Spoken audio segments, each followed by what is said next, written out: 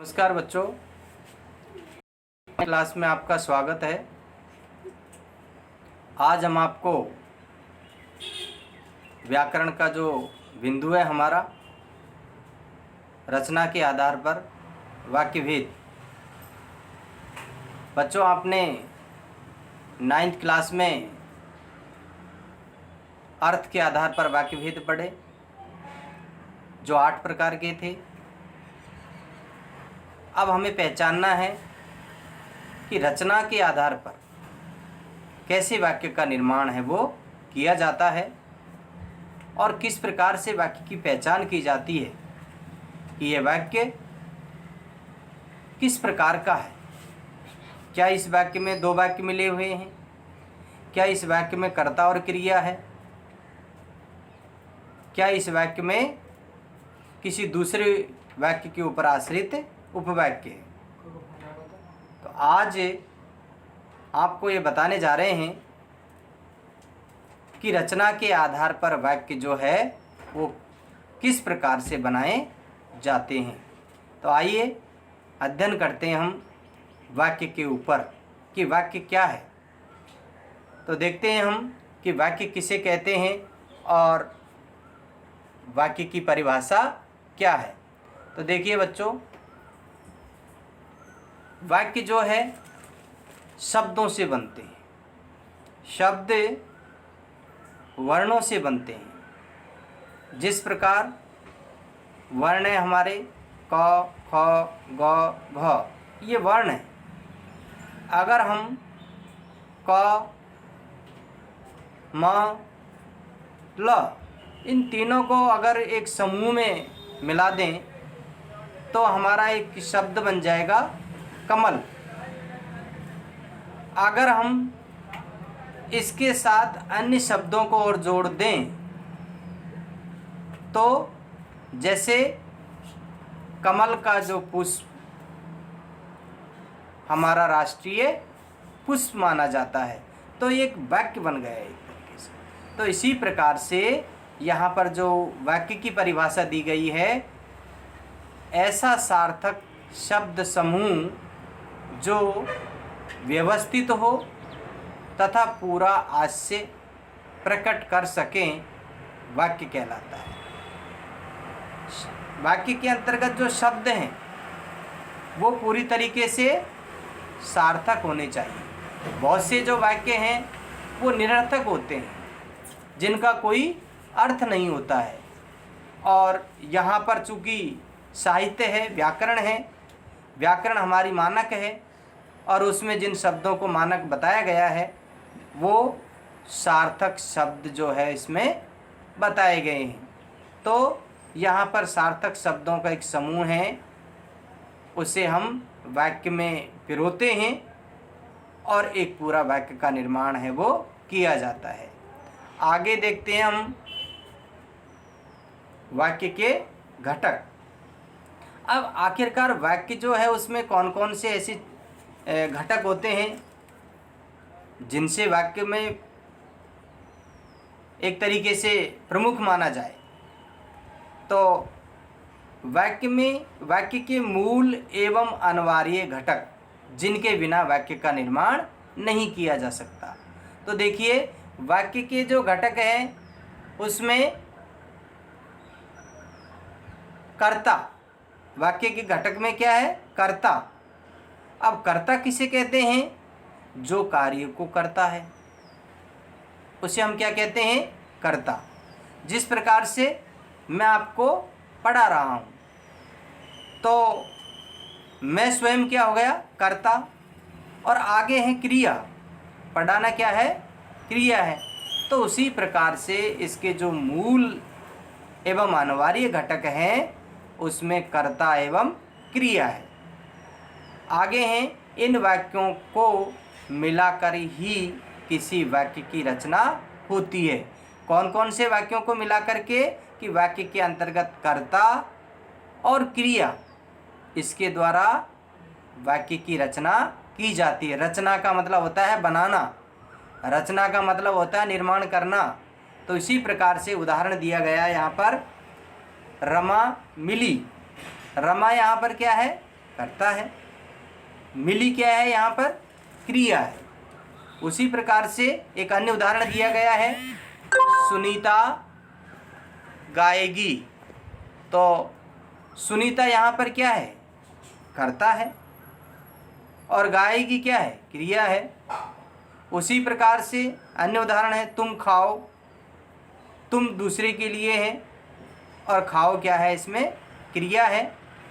तो इस प्रकार से वाक्य के जो घटक है या जिनके बिना वाक्य की रचना नहीं की जा सकती है, उनमें है कर्ता और क्रिया। इनके बिना वाक्य का निर्माण नहीं किया जा सकता है। आगे देखते हैं हम, वाक्य के अंतर्गत कौन कौन सी जो पक्ष होते हैं या वाक्य के कितने पक्ष माने गए हैं। तो देखिए, वाक्य में कर्ता और क्रिया पक्ष के अनुसार वाक्य के दो पक्ष हो जाते हैं। तो वाक्य के दो पक्ष कौन कौन से हैं या दो भेद कौन कौन से हैं वाक्य के, इसमें हैं आपके उद्देश्य और विधेय। बच्चों, आप जानते हो कि कोई भी चीज़ जो बनी है उसका कोई न कोई एक उद्देश्य है, और बिना उद्देश्य के किसी का निर्माण नहीं होता। जिस तरीके से यहाँ पर जो उद्देश्य है, अब मैं आपको पढ़ा रहा हूँ, तो पढ़ाना क्या है, एक तरीके से क्रिया है, लेकिन एक अच्छे चरित्र निर्माण के लिए या बेहतर एक नागरिक बनाने के लिए इसके पीछे एक उद्देश्य है, या आर्थिक भी इसका एक उद्देश्य बनाया गया है। तो उसी तरीके से जैसे कि हम बाज़ार जाते हैं, तो हम बाज़ार गए, हम यहाँ पर कर्ता है, बाज़ार गए ये क्रिया है, और बाज़ार से जो सामान लेकर के आए, क्या लेकर के आए, वह हमारा उद्देश्य है। अगर हम बाज़ार जाकर के खाली हाथ आ जाएं तो हमारा उद्देश्य पूरा नहीं होगा। तो इसी दोनों के ऊपर चर्चा करते हैं, उद्देश्य और विधेय के ऊपर। तो देखिए, उद्देश्य और विधेय। उद्देश्य को हम सबसे पहले देखते हैं, हम उद्देश्य क्या है। वाक्य में जिसके बारे में कुछ कहा गया हो उसे उद्देश्य कहते हैं। यानी वाक्य के अंतर्गत जिसके बारे में कुछ कहा गया हो वह क्या है, उद्देश्य है। इसके अंतर्गत कर्ता और कर्ता का विस्तार आ जाते हैं। जैसे बहुत सारी चीज़ें हैं, जिस तरीके से कर्ता और कर्ता के विस्तार में, जैसे विशेषण है, संबंध बोधक है, भाव बोधक है। तो इस तरीके से वाक्य के अंतर्गत जिसके विषय में कहा गया हो उसे हम क्या कहते हैं, उद्देश्य कहते हैं। और उसी के आगे यहाँ पर बताया है विधेय। आगे इनके ऊपर चर्चा करेंगे, दोनों को जस्टिफाई करना है कि उद्देश्य क्या है और विधेय क्या है, विधेय क्या है। तो इन दोनों के बारे में हम आगे चर्चा करेंगे। जब एक टेबल दी गई है, उस टेबल में समझाया गया है कि ये उद्देश्य और ये विधेय है, जो आगे की स्लाइड में आपको बताएंगे। विधेय, उद्देश्य के विषय में जो कुछ कहा जाए उसे विधेय कहा जाता है। यानी उद्देश्य के विषय में जो कुछ कहा जाए उसे क्या कहते हैं हम, विधेय। जिस तरीके से आपने उद्देश्य समझा कि कोई न कोई भी कार्य बिना उद्देश्य के नहीं होता, अब उसके विषय में पर्टिकुलर उसके विषय में कहा जाए वो क्या कहलाता है, विधेय कहलाता है। जिस तरीके से एक उदाहरण दिया गया है यहाँ पर, इसके अंतर्गत क्रिया और क्रिया का विस्तार और कर्म का विस्तार आता है। जिस तरीके से उद्देश्य के अंतर्गत कर्ता का विस्तार आता है, उसी प्रकार से विधेय के अंतर्गत क्रिया और क्रिया का विस्तार या कर्म और कर्म का विस्तार आता है। जिस तरीके से यहाँ पर उदाहरण दिया है, गांव का पहलवान कुश्ती खेलेगा।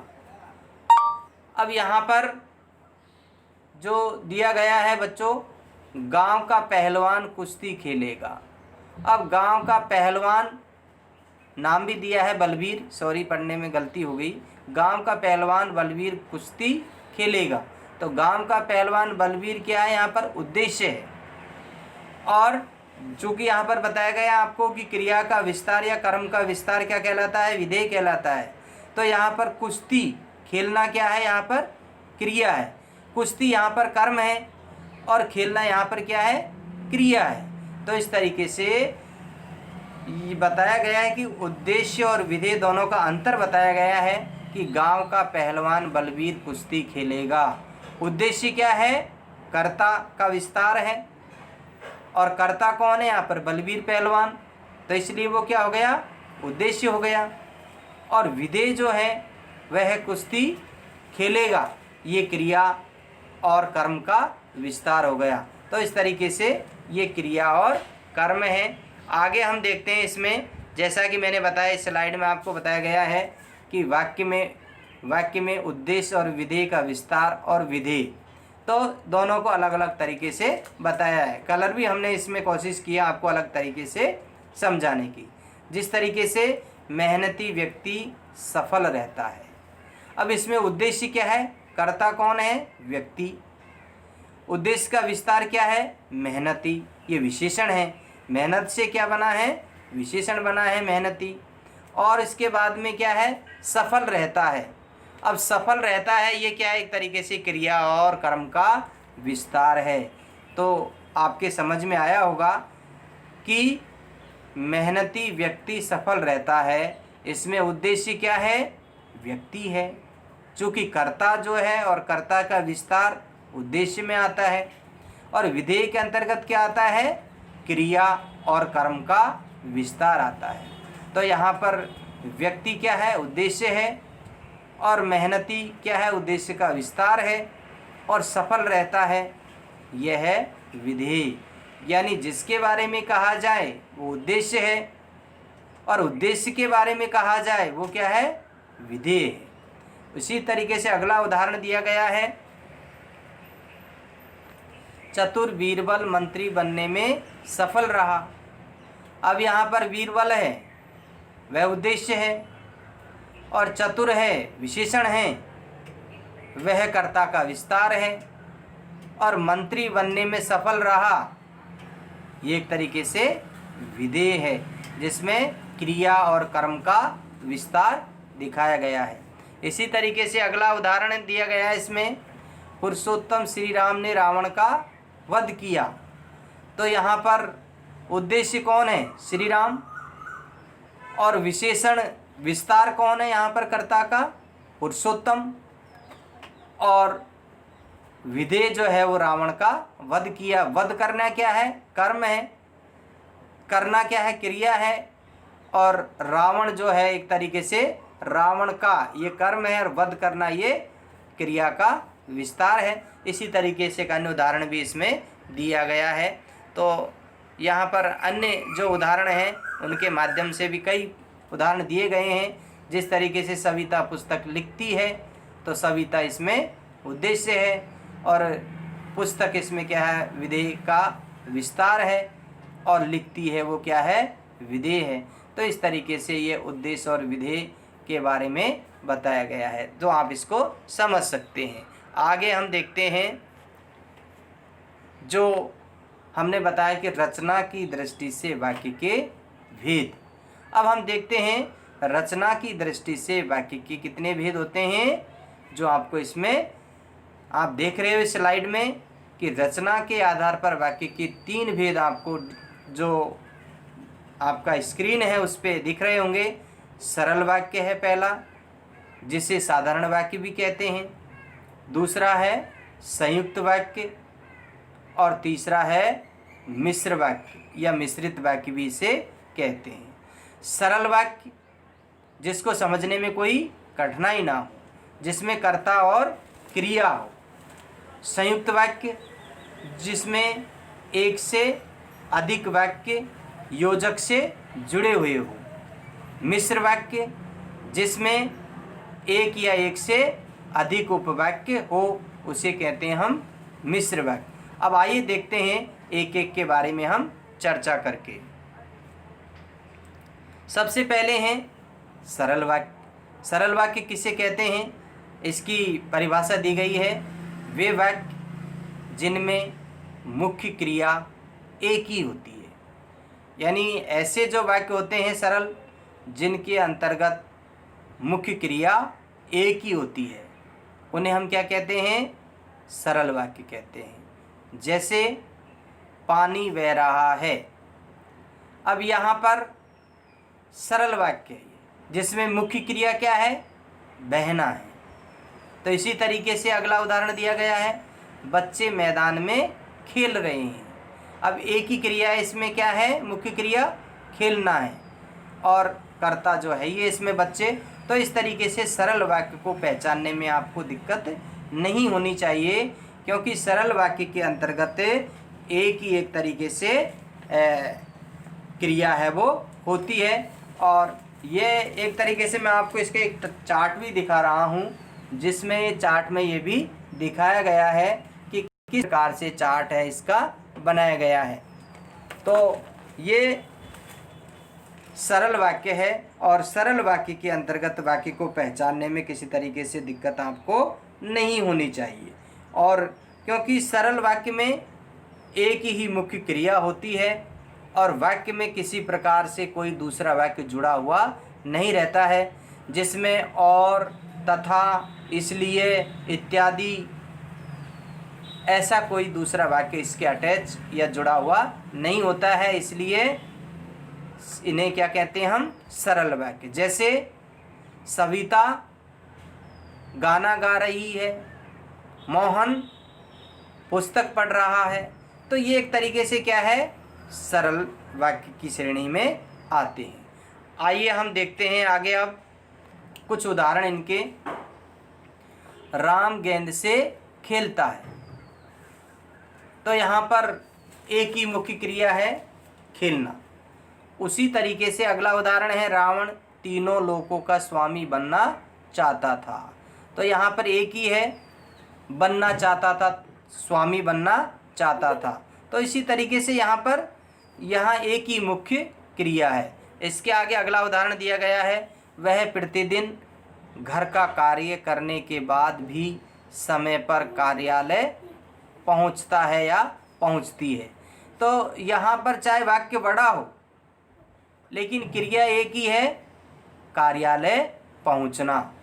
यानी वह प्रतिदिन घर का कार्य करने के बाद भी समय पर कार्यालय पहुंचता है या पहुंचती है। तो इस तरीके से बच्चों सरल वाक्य में कोई दूसरा, जब आप संयुक्त वाक्य पढ़ोगे, जब आप मिश्र वाक्य पढ़ोगे, तब आपको इनका अंतर समझ में आएगा कि किस तरीके से इनमें अंतर है वो दिखाई देता है। आप स्वयं पहचान जाओगे कि ये सरल वाक्य है और ये संयुक्त वाक्य है। तो इस तरीके से सरल वाक्य में मुख्य क्रिया एक ही होती है, इस बात का विशेष रूप से आपको ध्यान रखना है। आगे हैं संयुक्त वाक्य। संयुक्त वाक्य, संयुक्त का मतलब होता है एक से अधिक, संयुक्त का मतलब होता है जुड़ा हुआ। संयुक्त का मतलब क्या होता है, जुड़ा हुआ। आप परिभाषा भी देखोगे इसमें, इसकी मैं आपको पढ़ के सुना रहा हूँ कि संयुक्त वाक्य में दो या दो से अधिक स्वतंत्र वाक्य योजक चिन्हों से या योजक चिन्हों के द्वारा जुड़े रहते हैं। अब इसमें कौन कौन से ऐसे पहचान के लिए कि जिनसे जुड़े रहते हैं, आपको समझने में आसानी होगी, कुछ चीज़ें आपकी समझ में आएगी। जैसे कौन कौन से ऐसे हैं जिनसे वाक्य एक से अधिक स्वतंत्र रूप से जुड़े हुए रहते हैं, किंतु, परंतु, और, तथा, इसलिए, या, अथवा, अन्य, अतः इत्यादि योजक शब्द है वो होते हैं। योजक का मतलब होता है, जैसे आपने द्वंद्व समास पढ़ा और द्वंद्व समास में आपने पढ़ा माता पिता, माता पिता के बीच में क्या है, डैश है, लेकिन जब उसका समास विग्रह आप लोग करते हो तो क्या कहते हैं, माता और पिता। जब उसके बीच में और लग गया तो वो दो अलग अलग जो है वो भागों में बट जाते हैं। तो इसी तरीके से ये जो संयुक्त वाक्य है उसमें भी योजक तथा समुच्चय बोधक अव्यय होते हैं। समुच्चय बोधक यानी समुच्चय बोधक का मतलब बीच में जो डैश होता है, जिसमें किंतु, परंतु, और, तथा, इसलिए ये जुड़े हुए रहते हैं। जैसे उदाहरण के रूप में, जब उदाहरण इसके दे रखे हैं लेकिन फिर भी, मैं बाजार गया और केले लाया, तो यहाँ पर मैं बाजार गया एक शब्द है, एक वाक्य है, और केले लाया ये दूसरा वाक्य है। तो यहाँ पर किसने बीच में योजक का कार्य किया है? और ने किया है। और ने दोनों को क्या किया है? अलग किया है। जैसे मैं बोलता हूँ बाजार गया केले लाया, तो कहने का तात्पर्य यहाँ पर जो और है वो दोनों को अलग करता है और इस तरीके से इन्हें संयुक्त वाक्य की श्रेणी में रखा जाता है। आइए देखिए इनके उदाहरण। पहला उदाहरण दिया है, मुझे बुखार था इसलिए मैं विद्यालय नहीं जा सका। अब यहाँ पर मुझे बुखार था एक वाक्य हो गया। दूसरा वाक्य हो गया इसलिए मैं, इसलिए से जुड़ा हुआ है। जो पहचान आपको बताई कि कौन कौन सी पहचान संयुक्त वाक्य में होती है, और, अथवा, किंतु, परंतु। तो इसी तरीके से उदाहरण में भी आपको ये मिलेंगे पहचान के। यहाँ पर इसलिए से जोड़ा गया है। मुझे बुखार था इसलिए मैं विद्यालय नहीं आ सका या जा सका। तो इस तरीके से यहाँ पर पहचान सकते हो कि सरल वाक्य में आपने पढ़ा कि किस तरीके से कि मोहन मैदान में खेलता है। अब यहाँ पर जो संयुक्त वाक्य पढ़ रहे हो वो अलग तरीके के हैं। जैसे मुझे बुखार था इसलिए मैं विद्यालय नहीं जा सका, तो आप लोग पहचान सकते हो कि ये संयुक्त वाक्य है, ये सरल वाक्य है। इसी तरीके से दूसरा उदाहरण है, मैं बाजार गया और उसने सामान खरीदा। तो इस तरीके से यहाँ पर दो स्वतंत्र वाक्य हो गए। वह बाजार गया, उसने सामान खरीदा, तो दोनों स्वतंत्र वाक्य है। अगला उदाहरण है, मजदूर मेहनत करता है परंतु उसे लाभ नहीं मिलता। मजदूर मेहनत करता है एक वाक्य हो गया। दूसरा स्वतंत्र वाक्य हो गया, उसे लाभ नहीं मिलता है। उसी तरीके से अगला उदाहरण है, बादल घिरे तथा अंधेरा छा गया। तो बादल घिरे एक स्वतंत्र वाक्य है, अंधेरा छा गया दूसरा वाक्य है। तथा से ये जुड़ा हुआ है, जो योजक जिसे कह सकते हैं उससे ये जुड़ा हुआ है। मैंने, अगला है, मैंने उसकी बहुत प्रतीक्षा की किंतु वह नहीं आया। तो मैंने उसकी बहुत प्रतीक्षा की, ये क्या है? एक वाक्य है।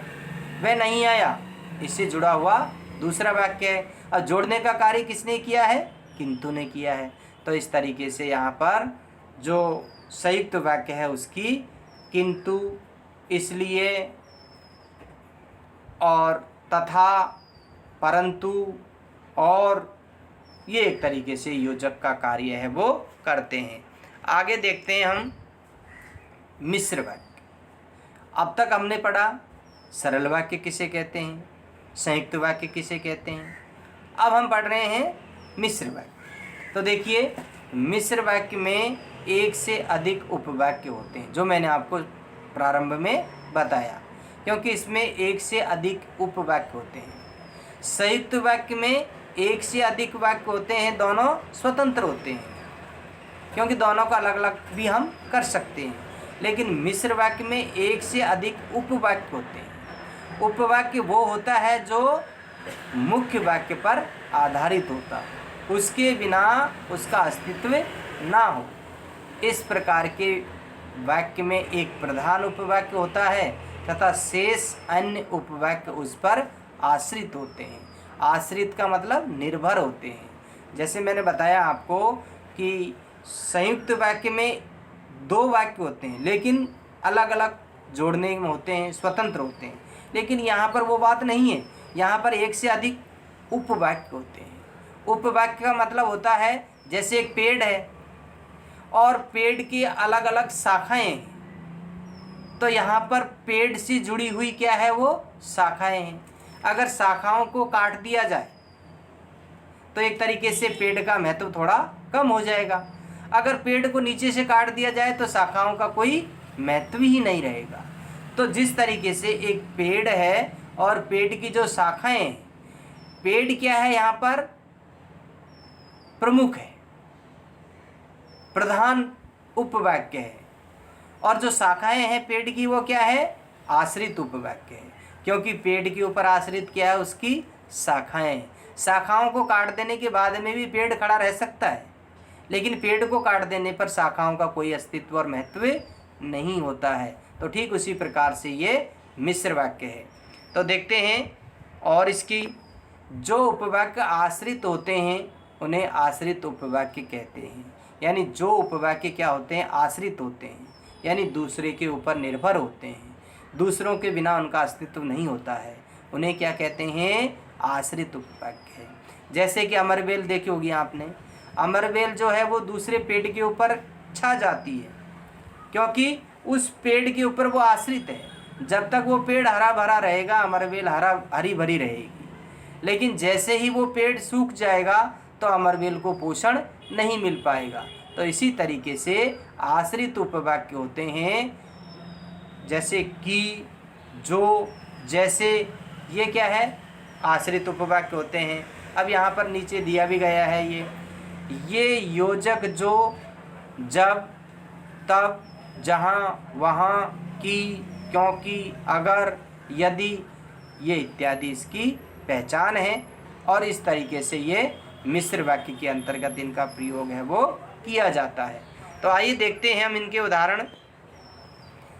पहला उदाहरण है, जब गीता ने मेहनत की तब वह प्रथम आई।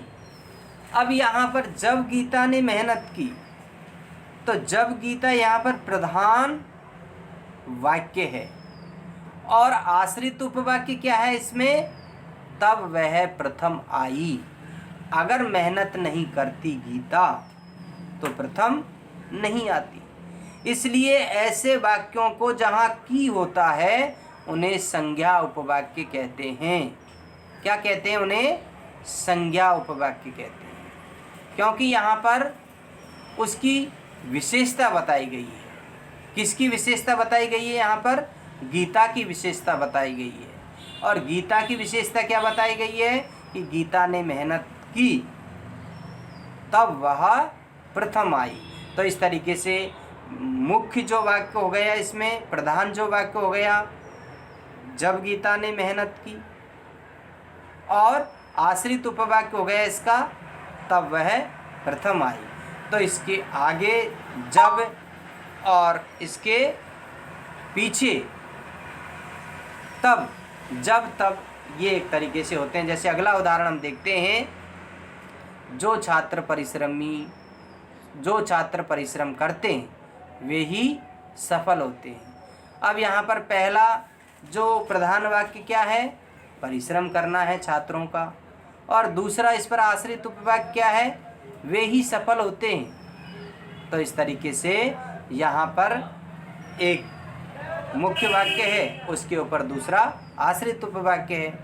ऐसे ही अगला उदाहरण है, जैसे ही सूर्यास्त हुआ चारों तरफ अंधेरा छा गया। तो यहाँ पर जैसे ही सूर्यास्त हुआ, अब यहाँ पर जैसे ही, यहाँ पर मिश्र वाक्य की पहचान भी है। जैसे, चूंकि, जो, जब, ये एक तरीके से इनकी पहचान भी है। तो चारों तरफ अंधेरा छा गया, इसका आश्रित उपवाक्य है। अगला उदाहरण है, यद्यपि वह दुबला पतला है तथापि वह ताकतवर है। तो इस तरीके से यद्यपि से जुड़ा हुआ है आगे, और पीछे है तथापि। तो इसी तरीके से पहला मूल उपवाक्य क्या है, दुबला पतला है लेकिन ताकतवर है। यानी पहले उसकी विशेषता बताई गई कि वह दुबला पतला है, लेकिन फिर भी क्या है, उसकी जो यानी कि प्लस पॉइंट उसका बताया गया है कि वह ताकतवर है। अगला है इसमें उदाहरण, वह विद्यालय नहीं गया क्योंकि वह बीमार है। तो यहाँ पर एक वाक्य दूसरे ऊपर आश्रित है और क्योंकि से ये जुड़ा हुआ है। तो इस तरीके से यहाँ पर ऐसे वाक्यों को मिश्र वाक्य है वो कहते हैं। तो ऐसे उदाहरण और है, वर्षा हो रही थी इसलिए वह विद्यालय नहीं गया। तो यहाँ पर पहला जो प्रधान वाक्य है वर्षा होना, अगर वर्षा नहीं होती तो वह विद्यालय जाता, लेकिन वर्षा हो रही थी इसलिए विद्यालय नहीं गया। पहला यहाँ पर एक तरीके से कारण बताया गया है, दूसरा उसको जस्टिफाई किया गया है कि काम क्यों नहीं हुआ। उसी तरीके से अगला है, तुम उस जगह खड़े रहो जहाँ बस रुकती है। अब बस रुकने का स्थान बताया गया है, तो यहाँ पर पहला है खड़े रहने का, कि जगह बताइए कि तुम वहाँ खड़े रहो जहाँ बस रुकती है। अगर हम बस रुकती है वहाँ नहीं खड़े होंगे तो बस निकल जाएगी, बस वहाँ पर रुकेगी नहीं। तो इसी तरीके से तुम उस जगह पर खड़े रहो, पहला मुख्य प्रधान उपवाक्य है, और दूसरा इसमें क्या है, आश्रित उपवाक्य है। इसी तरीके से अगला उदाहरण है, जौन परिश्रम करता तो सफल अवश्य होता। तो इस तरीके से जौन परिश्रम करता, तो ये पहला प्रधान वाक्य है, तो अवश्य सफल होता, ये उसके ऊपर आश्रित वाक्य तो यहाँ पर जुड़ा हुआ है। और अगला उदाहरण भी इसमें दिए गए हैं कि क्योंकि वह अंधेरे से पढ़ता रहा इसलिए अपनी आंखें गंवा बैठा। तो यहाँ पर वह अंधेरे से पढ़ता रहा, ये उसका मूल वाक्य है, और इसके ऊपर आश्रित है अपनी आंखें गंवा बैठा। अगला है, वह मुझसे कहता है कि आओ, और यहाँ पर वह मुझसे कहता है ये मूल वाक्य है, और आओ ये तरीके से उसके ऊपर आश्रित उपवाक्य है। तो इस तरीके से यहाँ ये उदाहरण कुछ दिए गए हैं। तुम इसलिए महान हो क्योंकि सच बोलते हो, तो ये उदाहरण दिए गए हैं मिश्र वाक्य के। मेरे पाठ्यक्रम में गोदान नामक उपन्यास है जिसे मुंशी प्रेमचंद ने लिखा। अगर इसको हम सरल वाक्य में बनाएं तो कैसे बनेगा, मेरे पाठ्यक्रम में गोदान उपन्यास मुंशी प्रेमचंद ने लिखा, या हमारे पाठ्यक्रम में गोदान उपन्यास के लेखक मुंशी प्रेमचंद है, ये सरल वाक्य हो जाएगा। तो इस तरीके से हम इससे सरल वाक्य भी बना सकते हैं। अगला है, उसने झूठ बोला इसलिए दंड पाया। झूठ बोलने के कारण उसे दंड मिला, या झूठ बोलने पर उसे दंड मिला, ये सरल वाक्य हो गया। अगर इसको हमको संयुक्त वाक्य बनाना है, उसने झूठ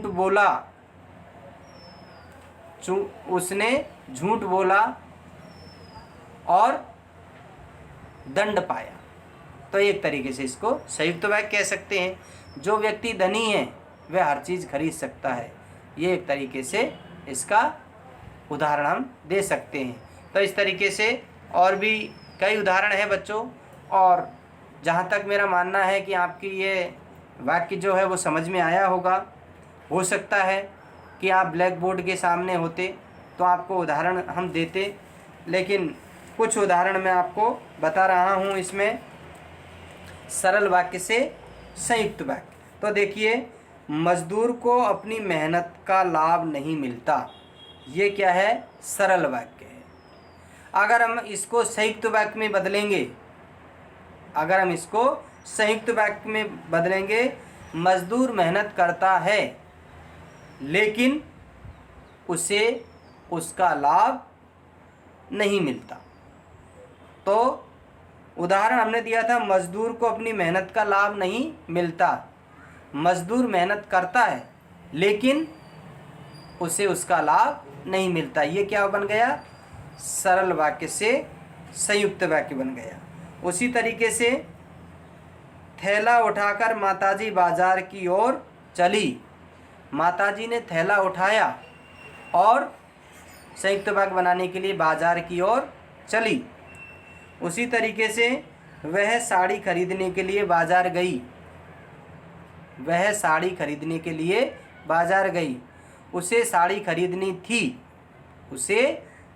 खरीदनी थी इसलिए बाजार गई।